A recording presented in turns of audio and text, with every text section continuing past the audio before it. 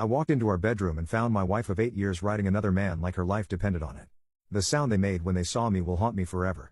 Not screaming. Just this pathetic whimpering from her, like a wounded animal caught in a trap. Sarah and I had been together since college. I thought we were solid. I worked 60-hour weeks to pay for the house she wanted, the vacations she posted about, the lifestyle that made her friends jealous. Apparently, I was just the ATM while she got her thrills elsewhere. The guy scrambled for his clothes. I recognized him from her yoga class. Of course. She'd been really into wellness for the past 6 months. How convenient. Wait, please, I can explain, she started, but I was already walking out. Not running. Walking.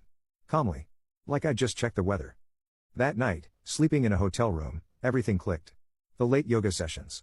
The new underwear I never saw her wear. The way she guarded her phone like Fort Knox. The sudden interest in girls' nights that seemed to happen every week. The emotional distance she blamed on work stress. I'd been married to a stranger. But here's the thing about betrayal that nobody tells you. It doesn't just break your heart. It clarifies your mind. Suddenly, I wasn't thinking about love or forgiveness or working things out. I was thinking about evidence. About protection. About making sure this ended on my terms. The next morning, I called in sick to work and got to business. First, I met with a divorce attorney. Best money I ever spent. Learned about asset protection, documentation requirements, and how to handle this without getting destroyed financially. Then I went home while Sarah was at her job. She worked part-time at a boutique, mainly for the employee discount. I had an hour to work. Her laptop was password protected, but she'd always been terrible with security. Her password was our anniversary date. The irony wasn't lost on me. What I found made my stomach turn. Months of messages with yoga instructor Chad. Not just sexting. Full relationship planning. They were talking about me like I was some obstacle to remove. He's so boring, she wrote. Just works and watches Netflix. Chad, you make me feel alive. There were photos. Videos. Messages about how they'd figure out the divorce situation once she decided how to handle me. I screenshot everything. Uploaded it all to a secure cloud account. Made copies. Next, I checked our finances. Joint accounts, but I'd been the only one contributing for years. I moved half of everything to a new account at a different bank. Legally mine, but she'd have no access. I canceled her credit cards that were in my name. Left her with her own accounts and the money she'd actually earned. Then I packed. Not everything. Just what mattered. Clothes, important documents, my grandmother's ring that Sarah had never appreciated anyway. I left the furniture, the decorations, all the stuff that was supposed to represent our life together. I found a short-term rental across town. Signed a 6-month lease. Changed my direct deposit. Updated my address with the bank, insurance, and everything else. The hardest part was staying normal around her for 3 days while I arranged everything. She'd come home from her yoga sessions glowing, probably thinking about Chad, and I'd ask about her day like nothing had changed. She'd lie to my face with a smile. On Friday, I left work early. Sarah was at the boutique until 6. I had 2 hours. I loaded my car with the last of my things. Then I went back inside and left printed copies of every message, every photo, every piece of evidence on the kitchen table. Neat stacks, organized by date. No note needed. The evidence spoke for itself. I left my wedding ring next to the papers. Then I drove to my new place and blocked her number. The sound they made when they saw me will haunt me forever. Not screaming. Just this pathetic whimpering from her, like a wounded animal caught in a trap. Sarah called 47 times in the first hour.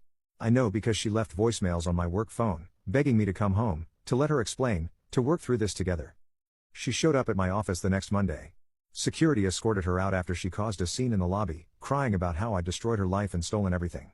My coworkers got the full show. Somehow, that made it easier to explain the divorce to people who asked. The boutique fired her after she kept calling in sick to hunt me down around town.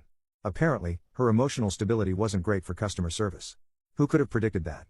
Chad, the yoga instructor, suddenly got very cold feet when he realized I wasn't going to disappear quietly and leave him with a financially comfortable divorced woman. Instead, he got Sarah with a part-time job, no savings, and a reputation in tatters. Funny how that works. He stopped returning her calls within 2 weeks. Sarah's sister called me once. She's devastated, she said. She made a mistake, but she loves you. I listened politely and told her that love doesn't look like planning someone's disposal with your side piece. Then I hung up. The divorce was surprisingly smooth. Sarah's lawyer advised her to take my settlement offer after seeing the evidence. She got the house, but with a mortgage that she couldn't afford on her boutique salary. She got her car, her clothes, and half of what we'd built together. Exactly what she'd earned. I moved into a better apartment. Started going to the gym every morning at 5. Not because I was trying to get revenge or prove anything. Because I finally had time for myself again. No more 60-hour weeks to fund someone else's fantasy life. No more walking on eggshells around someone who was comparing me to their secret boyfriend. Work got easier when I wasn't stressed about going home to lies every night. I started taking on bigger projects, speaking up in meetings, networking with people who actually respected me. Got promoted within 6 months. Turned out I was good at my job when I wasn't emotionally drained. I started taking weekend trips. Nothing fancy. Just places I'd always wanted to see but never suggested because Sarah would complain about the cost or the accommodations or how it would look on her Instagram. Turns out I actually enjoy hiking. And small towns. And eating at diners instead of restaurants chosen for their photo opportunities. 6 months after I left, I ran into Sarah at a coffee shop. She looked terrible. Not just tired, but hollow. Like someone had dimmed her lights. She tried to approach me, but I just ordered my coffee and left. I heard later from a mutual friend that she'd moved back in with her parents.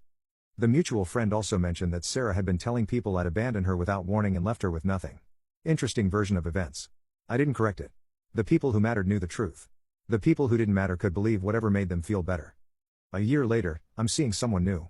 Not seriously yet, but she's kind and honest and splits the check without making it a political statement. She asks about my day because she actually wants to know, not because she's fishing for information to use later.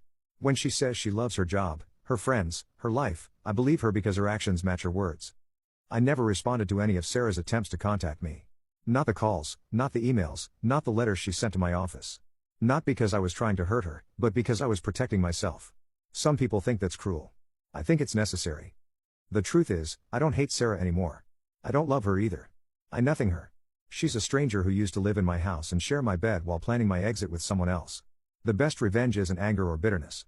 It's building a life so good that you forget why you needed revenge in the first place. Sometimes the most powerful thing you can do is refuse to play the game. Sarah wanted drama, explanations, fights, and chances to manipulate the narrative. Instead, she got silence and consequences. I got peace and a future built on truth instead of lies. I sleep well at night now. That's worth more than any apology she could have offered.